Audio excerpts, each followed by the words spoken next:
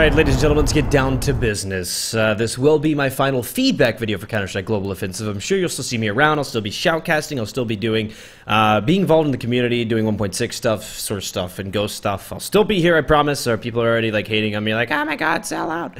That's not the case. It's just the fact that this game launches August 21st, CSGO that is, and is about to go to open beta and all this stuff. They haven't released updates in forever, so I can't give feedback if nothing changes. So let's jump right into the game real quick. There's a couple things I want to talk about right off the bat. The volume's really loud.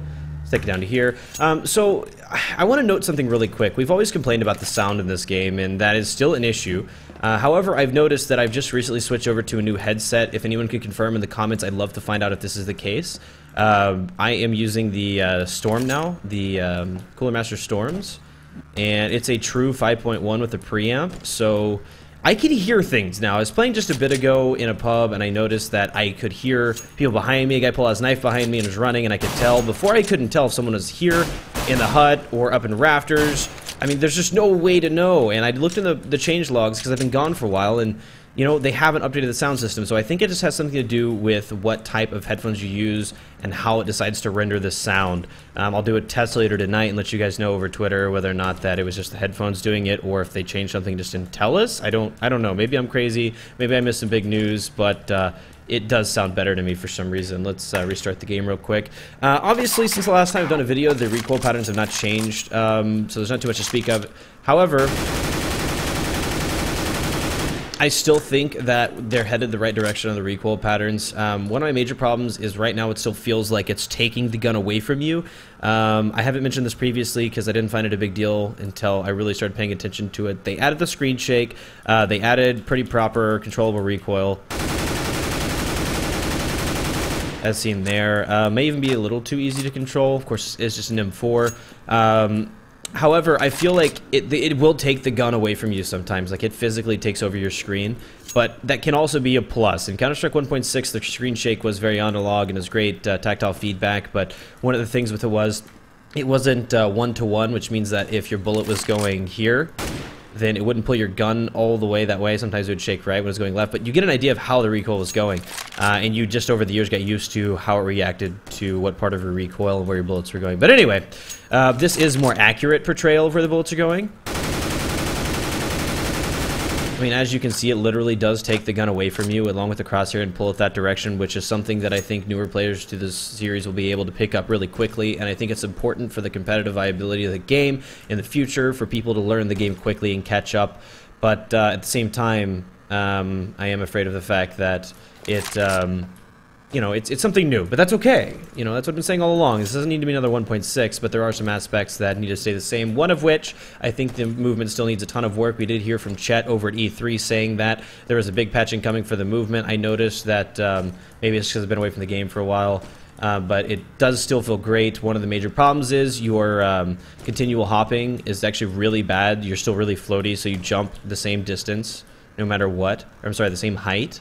So I just feel like I'm jumping too high all the time, which actually keeps me from doing things like this. Like, I can't really get inside without bouncing off that roof. And it doesn't feel right. Like, you're bouncing. You're not really, there's no real fluid movement. If anything, it's like they're trying to make it way too smooth, I guess.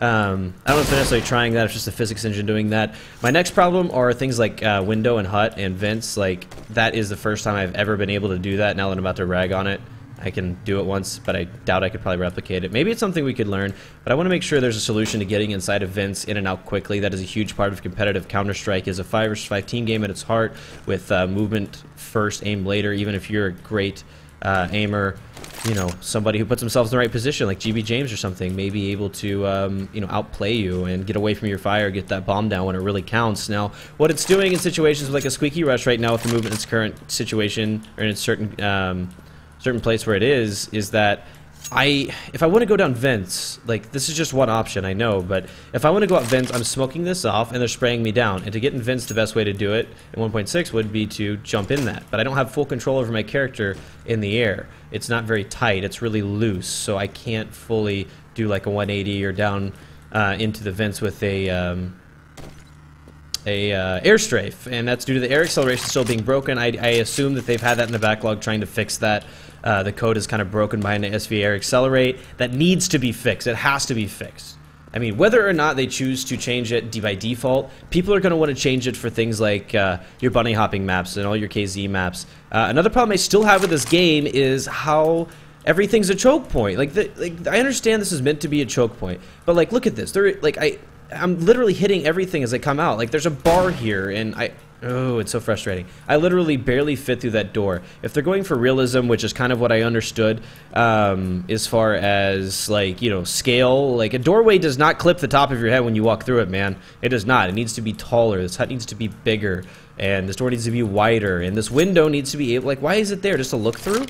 I guess that's fine, but, I mean, that eliminates one more thing that you can do to try to counter the counter-terrorists on the inside, and I think that's going to turn into a hugely CT-sided map. I mean, even if you're able to get in here with your movement right off the bat, I mean, if I'm able to come straight out, he's going to shoot me every time. I mean, the flash physics you only have one flash currently. There's a C-bar for that now, but let's just say that we do play with one flash. That one flash goes up, the physics aren't quite where they need to be, it bounces off something, and you know, it's just so hard to take inner right now, and I understand we can make the classic maps, which I hope what really happens. As a matter of fact, forget all that stuff I just said about the maps. Let's just make our own freaking maps. Let's go back to what we know and then make some new maps. New maps is what this game really needs instead of just like rehashes of the old ones. As far as other weapons, I mean, the Negev is still completely useless basically, which I'll show you right now. Let me jump over to the other side, restart the game here. I jumped 132 times that round, apparently. But over to the heavy side real quick. Where is the Negev? Here it is. This thing is the most incredibly, like, useless thing ever. I mean, how are you... Okay, you see... How... What? Why would I ever use this gun? I mean, look... Why would I ever use this gun? Like, I don't understand. I don't get it. The reload time's not too bad, but past those first 4 bullets, it is first 4 bullets. It is literally totally impossible, 100% impossible to control. I mean, once you finally get pulled down far enough for the side to side, you're then controlling a random variable that goes left and right, and it's just not learnable. That thing, get away from me. I don't want it. I do not want. Anyway, so a couple other things to address is the scout and the op are still insanely similar. The weapon sounds are very watered down. I hope this is something that's going to change. I understand we're still in beta, but we are close to release, and I'd assume that they changed a lot of stuff. Maybe the big update comes with open, but they sound a lot alike, and they look a lot alike. Even on the ground, they look a lot alike, except for the color. I mean, I don't know. It's kind of just like a little thing, but that drives me insane. We've made great strides, guys, since like the first iteration of this beta came out, but there's still a lot of things that need to be fixed in a very short amount of time. It sounds like what has happened is, of course, it does have to release on console as well, so they have something called a code lock or code lockout before they launch a new version of the game. For example, like they'll walk around, they'll go, okay, so you know, before this locked this week, you know, make sure you have everything in that you want for that, you know, update that's going to go out to Steam and to our beta players. And it sounds like it just got locked for a bit for the console stuff. That's why I haven't seen it in so long. We did hear from chat though, there's supposed to be a big update, and that was a while back. I mean, we need to see that soon because the sound issue is most likely still there. I didn't see anything in the change logs, and I think the only difference in the sound is going to be the fact that I have better headphones now. These things are seriously like the sickest headphones ever, which we'll get into that too. I might be giving away some headphones here pretty soon. Other than that, the streaming will resume soon. Just because of my last CSGO feedback video, I want to reiterate, this will not be my last Counter-Strike video. I still will be covering the game. I'll be shoutcasting the stuff. I'll still be involved in the community. A lot of people, once again, really hating on me right now, but these are my major issues with the game. The model size needs to be brought down. The maps either that or the maps need to be brought up in size, like in scale. Not just to feel like 1.6, but for competitive viability. I mean, sure, okay, fine. Don't make the boxes and everything bigger. Make the model sizes down just a bit. It doesn't have to be 5 foot. Just make it something smaller. Get some differences in the weapon sounds. Like, that's ridiculous. I mean, this is a modern game. I can go to the range and record for it if you want to. I have some awesome sound stuff. I guess I could take all the stuff to the range and record gun sounds. I don't know. But, like, they all sound really similar at range right now. It's hard to tell what weapon people have other than their fire rate. And that's just a lot to think about, you know. I mean, the Counter-Strike's always been pretty easy to tell the differences between weapons, and that's part of your tactical decisions you make on the fly. And by taking the ability to quickly make decisions based on what weapons they may have, it kind of ruins the metagame of the game a bit. Obviously, it's not going to be a huge game changer, but it needs to be more difference, man. I'm telling you, an M4 and an AK do sound different in real life. I've shot both of them, and yeah, that's just crazy to me. Beyond that, the pistols still have issues. They still want to go for this idea that the pistols are just as powerful as rifles, which is fine maybe in Battlefield, or is fine maybe in another game, but in Counter-Strike, the save rounds are save rounds, not comeback rounds. You're being punished for losing a round, and that adds to the tension for the spectators. It helps with the casters to be able to have something to deal with and really explain what's happening, and it gives teams a chance to prove themselves, and it's something incredible when they're able to win a save round. Right now we're going to see back and forth rounds. If they're saving, you're still having to play your standard rounds. You don't force a team to learn how to play in an anti-eco. I don't like that. That takes away from the game. But in the end, guys, Counter-Strike Global Offensive has come a very long way after I've just been bashing it here for a little bit. I may have one more video coming out. There is an update by the end of this week. If there is one coming out Friday, like they said, there's supposed to be this huge update. They didn't say it was Friday. They said it was going to be a while ago, which we still have yet to see. But if it does come out by Friday, I will be doing a video as long as it comes out before I head back to San Diego, which is Monday. But beyond that, guys, thank you guys so much for supporting. Make sure you follow me on Twitter at JimmyWiz down below. I'm going to propose some fixes over the next couple days since I'm in town and I have the time. I'll be going over and trying to think of some more solutions for these things before I completely finish out these series of videos.